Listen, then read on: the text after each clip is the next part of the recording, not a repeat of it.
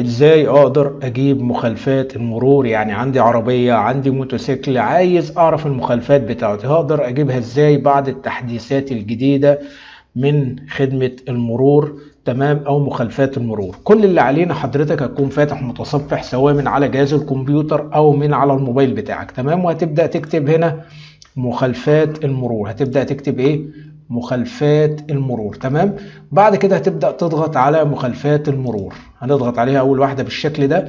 بعد كده هنبدأ نضغط على استمرار على الاستعلامات، هنضغط عليها بالشكل ده.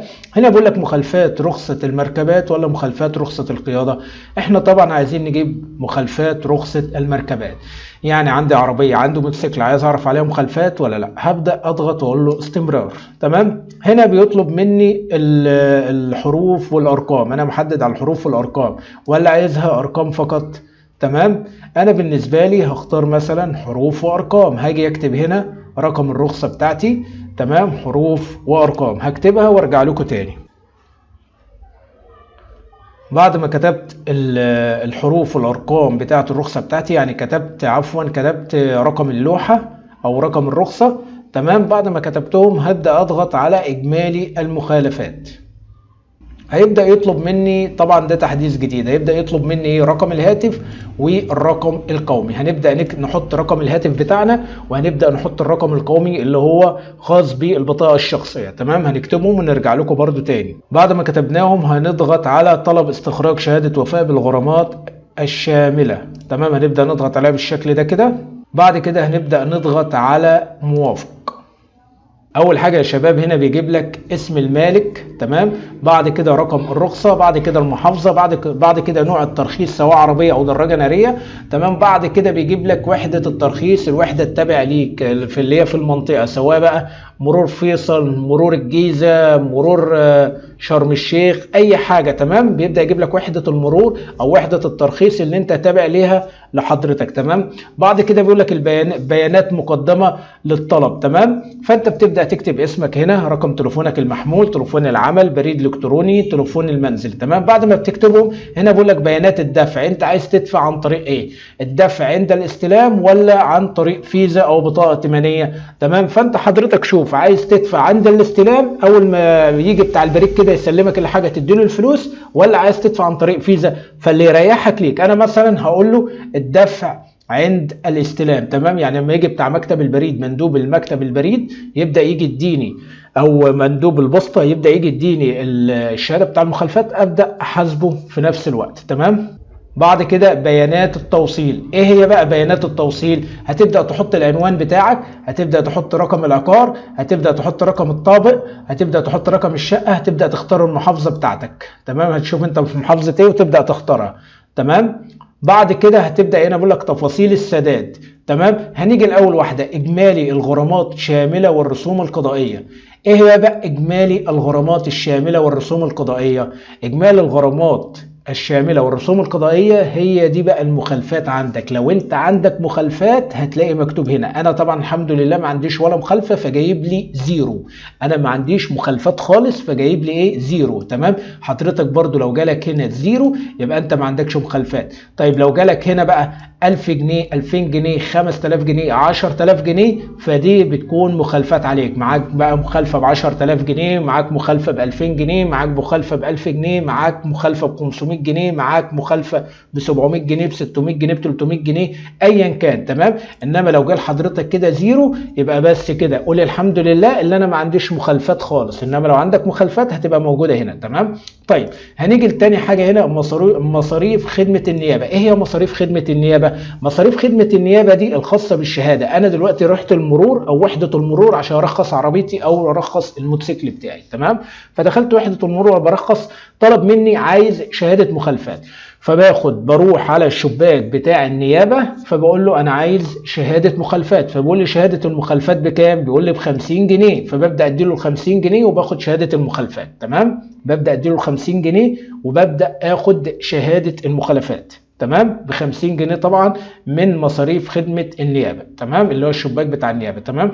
طيب بعد ما خدتها ب 50 جنيه خلاص كده خلصت. هنيجي لتاني حاجه هنا، رسوم تظلم الكتروني. لو انت عامل تظلم في مخالفه معينه هيبقى ليها حساب هنا، وهيبدا يكتب لك هنا 100 جنيه تظلم، 200 جنيه تظلم، ايا كان يعني. تمام. هنا بعد كده بقول لك مصاريف خدمه البريد. ايه هي مصاريف خدمه البريد؟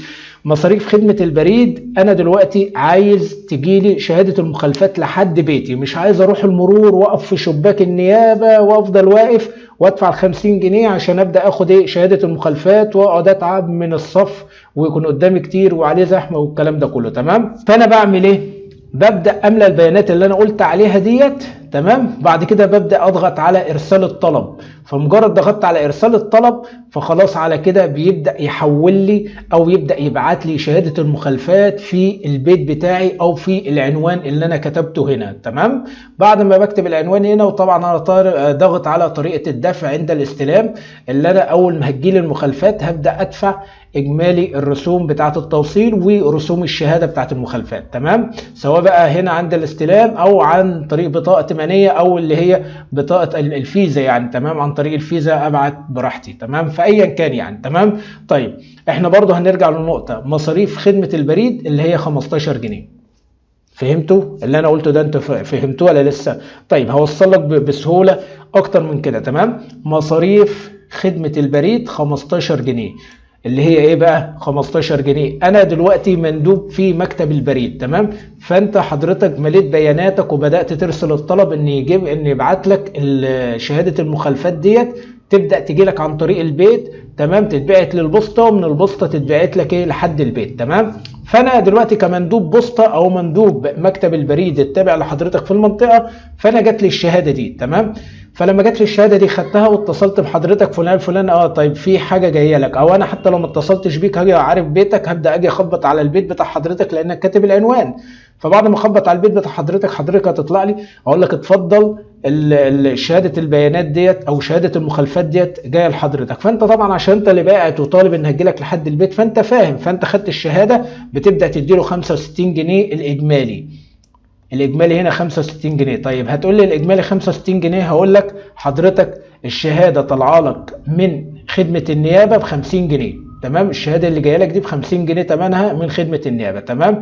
هنا بقول لك مصاريف خدمه البريد هنا 15 جنيه خدمه التوصيل لحد البيت، اللي هو البريد هياخد منك 15 جنيه عشان جابها لك لحد البيت. تمام. و50 جنيه شهاده المرور هتاخدها، او النيابه او مصاريف خدمه النيابه هتاخد ال 50 جنيه ديت.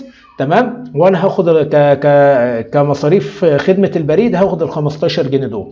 تمام. ف 15 جنيه خدمه توصيل و50 جنيه خدمه مصاريف النيابه، ان الشهاده استخرجت من النيابه وجت لحد عندك ب 50 جنيه و15 جنيه بريد. تمام. انت بقى مش عايز تدفع 15 جنيه وكده، يبقى حضرتك هتروح وحدة المرور وهتبدأ تدخل على شباك النيابة، ومن شباك النيابة هتبدأ حضرتك تاخد ايه؟ تاخد الشهادة المخالفات، تقف في الصف بقى كده وتاخد الشهادة بكام؟ ب 50 جنيه.